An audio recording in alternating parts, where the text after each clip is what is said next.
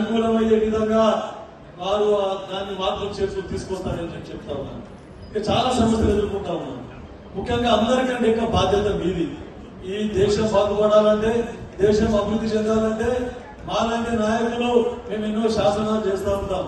కానీ మాలాంటి నాయకులను కానీ ప్రొఫెషనల్స్ కానీ ఐఏఎస్ ఆఫీసర్ కానీ తీర్చిదిద్దేది మొత్తం మీ ఉపాధ్యాయులు అని చెప్పేసి ఘనంగా సభాముఖంగా చెప్తామని చెప్పి చెప్తాము. అయితే మీరు చూస్తా ఉన్నారు, అప్పటికి ఇప్పటికి మేము చిన్నప్పుడు మా చదువుకున్నప్పుడు చాలా మంది మా తల్లిదండ్రులు కూడా పోయి ఉపాధ్యాయులకి ఏం చెప్తున్నారంటే, సార్ వాడిని బాగా కొట్టండి సార్, అల్లరి చేస్తే కొట్టండి, కొడితే చదువు వస్తుంది మా పిల్లలకి అని చెప్తుంది. కానీ ఈరోజు చాలా సమాజంలో చాలా మార్పులు చోటు చేసుకున్నాయి. అందరూ మా పిల్లగాన్ని ఎట్లా కొట్టామని చెప్పేసి తల్లిదండ్రులు కూడా అడుగుతా ఉన్నారు. కాబట్టి ఫ్రీడమ్ ఎక్కువైపోయింది.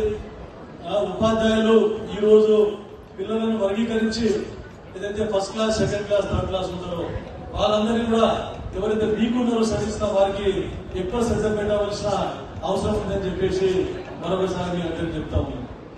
ముఖ్యంగా ఎన్నో విషయాలు కలెక్టర్ గారి దృష్టి కూడా ప్రభుత్వం తీసుకుపోవడం జరిగింది. వెనుకబడ్డ ప్రాంతం ఎప్పుడూ వెనుకబడ్డ ప్రాంతమే నారాయణఖేడ్ అని చెప్పేసి నేను చెప్తా ఉంటాను.